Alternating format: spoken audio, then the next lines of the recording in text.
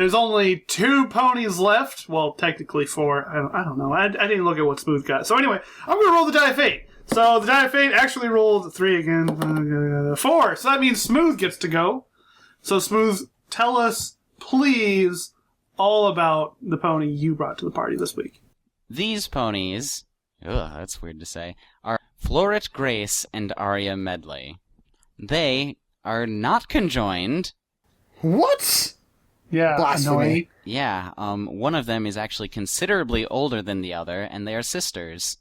Floret Grace is the white one, who seems older than Arya Medley, who just looks and seems younger. They're both the sisters of Light. What was his full name? What was his full name? Light Nocturne. Grace is older than him, and Arya is younger than him. Grace is, more of a graceful kind of pony, and both of their parents were a unicorn one of them was a unicorn and one was a bat pony. Grace turned out to be a unicorn, whereas Arya became a bat pony, just like Light Nocturne. Though Grace does also have some bat pony features, like the ear tufts, sort of fangs, and she also hates and can't stand the sunlight. Grace's personality is she's more of an graceful, but also you see that sword in your cutie mark. She's a swords pony. Swordsmare? Swordsmare, I like that. She uses a rapier or 2. Actually, yeah, she uses a rapier and a poniard? Is that what that other thing's actually called? It's a rapier and like a shorter rapier to be used in your non-dominant hand hoof thing. Oh, sick! Dual wield! Parrying dagger, yes. Oh, that's so cool. She works as a mercenary, just like her mother, or their mother was, and she protects ponies from danger. For price. Quite the price, probably, but she's not strong, she's more agile, and using magic as trickery, so she's sort of a trickster, kind of. She's like a spell fencer, is the best way I can describe that. Oh, God. No, she's a spellblade, but she's even worse, she's a spell fencer. Wow. Most terrifying kinds of anyone to fight. She likes music, roses, fine arts, extravagant things, wine, basically fanciness. She fancies fanciness? She dislikes being the center of attention, being interrupted, rudeness, sour things, cigarette smoke, sunlight, and being hit on. Being hit on. Oh. And being hit on. Oh. Fine, though. Ugh. And Arya, the blue one, obviously, she's very sassy. Both of them, in a way, have somewhat, stock personalities, sort of, but they're also expanded upon, which I like. So she's like the typical little sister kind of personality. Cheerful, sassy, optimistic, loves to be the center of attention, which is opposite of Grace. Yeah. I like that already, just saying. I mean, just saying. She likes the mud. She also likes music. She loves playing pranks. So she is more of a trickster, also like her sister. She likes animals and her family and taking naps and, kid stuff. And astronomy. Booyah, motherfuckers! And she also dislikes the sunlight, sour and dry food, reading homework, being lied to, being held up, needing to be silent, and being underestimated. Do you mean being held up as in, being slowed down or your forward progression halted, or do you mean, being mugged? Probably the former. Okay. I mean, I assume everyone would not enjoy the second one. Well, without concrete evidence, you can't say either one way. I'm going to go with 1, though the jury may be still out. And because Floret Grace is a mercenary and travels protecting, she's not back very often. However, Floret or Grace, or whichever one I end up actually saying her freaking name as, she's very caring and motherly, especially for her little sister Arya. And Arya very much so has adoration and admiration for Grace. Ah. So that's pretty much character backstory stuff for both of them. Thoughts so far? They're cute. Yeah, definitely cute. I really like the I like the fact that they sort of, like you said, they're sort of like kind of like a little bit of like stock personalities, but the way they tied in the familial relation and stuff like is really nice. It definitely helps strengthen their characters, make them a bit more fleshed out. Because if you're gonna say your characters are siblings, and it's something that where they're just normal ponies, it's best to like at least have some kind of explanation of how they interact as siblings to really make it to show that, hey, they are siblings, not just being like, they're siblings, guys. Yes. I said a thing that Smooth liked, apparently. Yes. I mean, I know this is probably going to be right up your alley, Benny, with your whole, it's overcomplicated, it's too much of a cutie mark, but it's still a good-looking cutie mark. It is very overcomplicated, cutie mark. Though. It's... Though so I was would Light say- Nocturnes, so maybe, well, Yeah. Light Nocturnes Not wasn't as as much. much, but I'd say the biggest thing that sort of puts it off is the shading. yeah. Because having shading in a cutie mark definitely, at least, whether It looks like a even symbol you'd put on a it's like a crest. Yeah, crest. maybe a simplified version of that as your cutie mark, and maybe you can still have the crest somewhere. Or maybe Yeah, if have it. or once again, like we said with Light Nocturne. That's a really weird connection that we actually said that there too. But if you don't plan on this like ever being show accurate or anything like that, then who the hell even cares? It's fine how it Yeah, is. I mean, obviously, but I mean, unless if you want are other looking people to do draw it, those because things, then it's like every single rose petal. yeah, like have just like if you want to do a simpler cutie mark to fit sort of show style, I would say just make a simpler like rose that would be like easily vectorable, and just maybe make the rapier handle just one color that sticks off, like actually works with the white of the coat, and that's about it. Yeah, That's all I maybe- think you'd really have and to maybe change. only one color for the steel of the rapier. Also, since we're technically talking about aesthetics now, oh my freaking goodness! Oh my goodness, both of their palettes are absolutely beautiful. Like, one's almost like monotone, or monochromatic. Gee, monotone. And then just like that piercing red. That piercing red. And then for freaking Arya, freaking blue. And light white. Blue And lightly white. and a little bit of Lightly pink. blue, whitishly.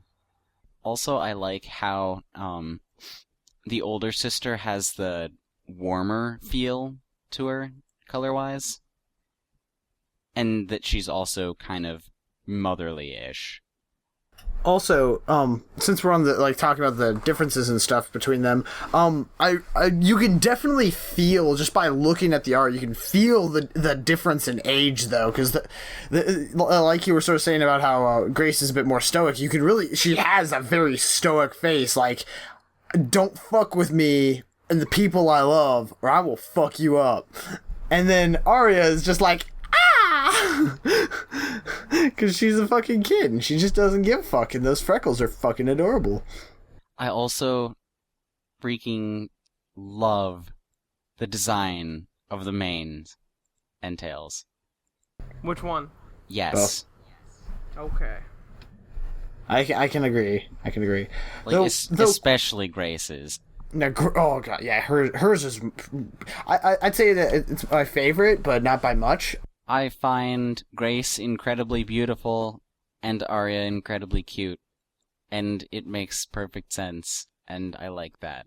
Well then, Smooth, that is wonderful. Now, obviously, last pony to go or to be presented is going to be the ones that I brought to the party. We had Medi, who had a pony that was born together. We had Commander's OCs that were born apart and then brought together. These are, then Smooth, we just got done with ponies that are related together.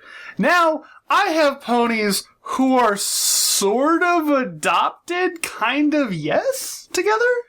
The ponies that I have brought to us today come from the user Colt MX.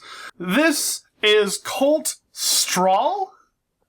Is that how you guys want to call probably. it? Like what? Yeah, that works for me. I'd say that's a pretty good pronunciation. I could not do better on my part. Well, then I will go with Colt Strahl. He is 1,007 years old, but he's only lived 21 of those years, and we'll get to that in just a second. He normally walks on 2 feet and is about 5 feet tall, but he can walk on all fours, and he would be just a little shorter than an average pony. He knows that he kind of gets the feeling that yes, ponies are scared of dragons, but he tries to be friendly and kind of, I guess, easygoing. These pictures make him look like he's an aggressive dickhead. Yes.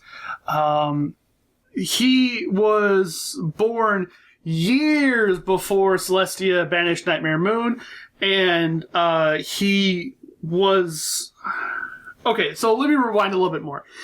There were these 2 farm ponies who were tending their fields and eventually came upon an egg in a cave, and they found it. They're like, "Oh, what's this egg doing here? It's all by itself." It wasn't like a part of a clutch. There wasn't anybody around. It was just this one egg in a cave left behind. And then all of a sudden, oh look, a baby dragon. So then they kind of raised this dragon to be their own. Colt never really got his whole greed instinct flowing. That's why he's remained relatively small. But shortly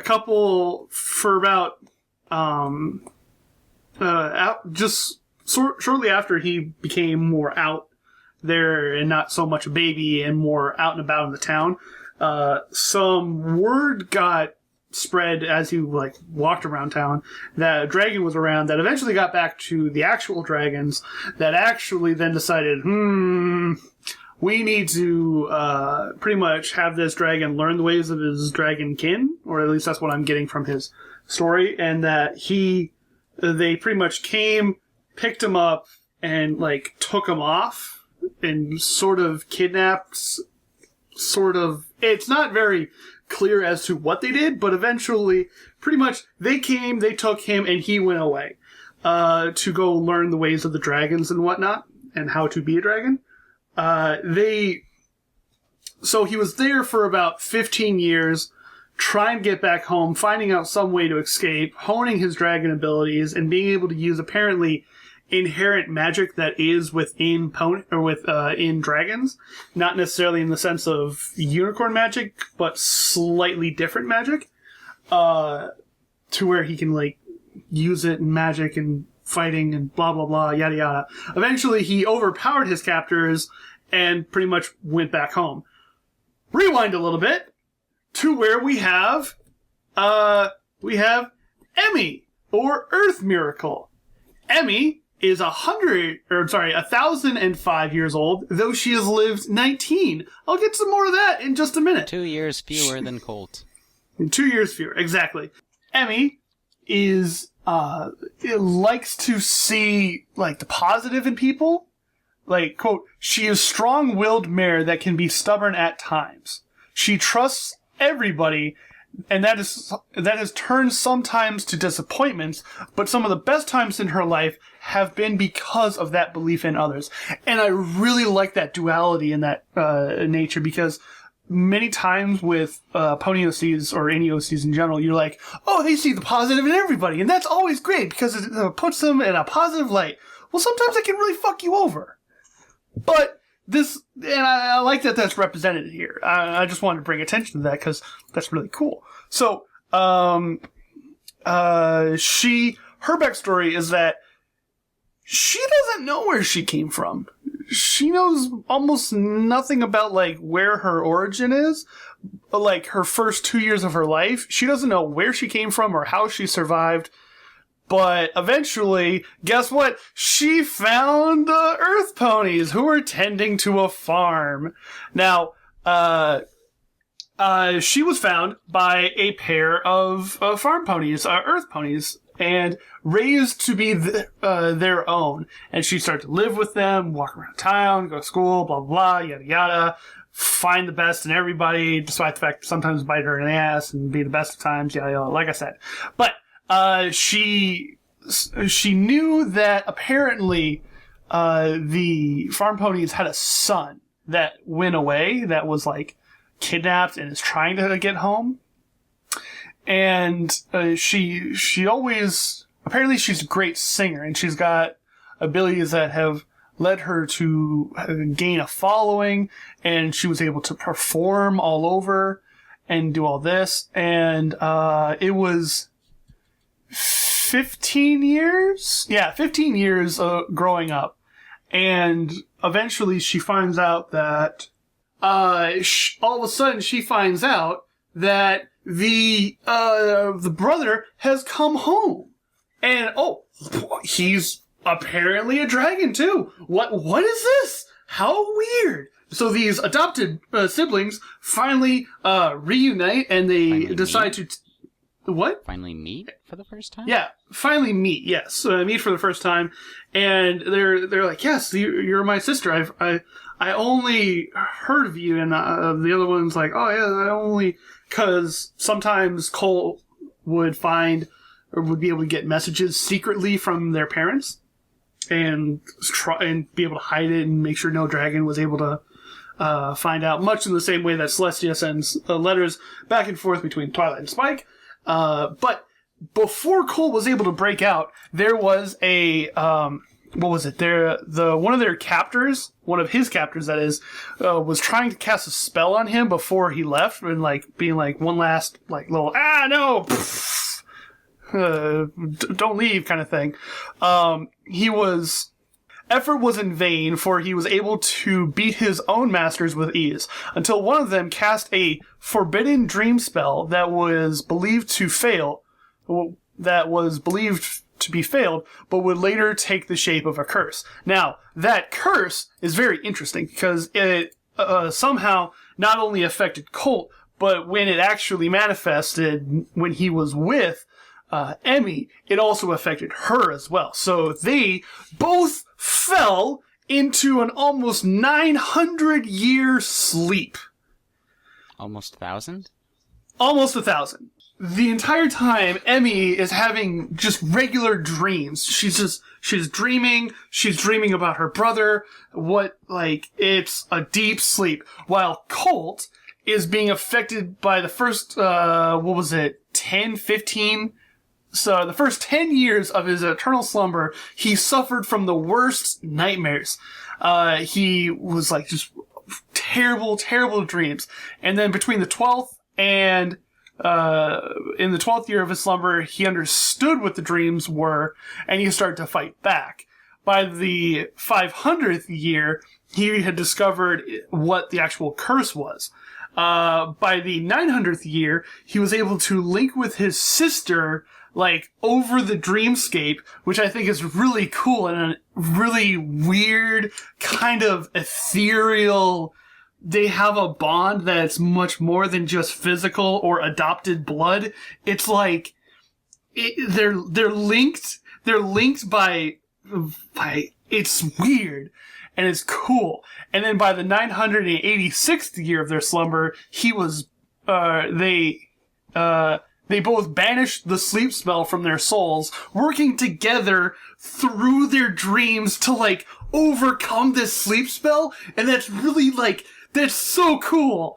And eventually broke free of their slumber. Now, obviously you're thinking, oh, mummified, Hiroshi sucks. If they were asleep for all those years, what happened to the world? Well, guess what? They pop out of their sleeps, and where are they now? They're in, like, modern-day Equestria, like what we're watching now, with the wielders of the elements of harmony. And, like, and Spike is there, and everybody's, so now they're in, like, their world, trying to make sense of it. It's this new foreign land where they're like, everything's different. What? Celestia, banished people, or the Nightmare Moon? What is all that about? And how is time? It's cool. Like, there's so much to it, and I'm like, this is a cool concept and, like, a fun story. We talk about how it's like, okay, this is a great character, and it's a fun character that we could see put into a story, or there's a great story and not that much to the character.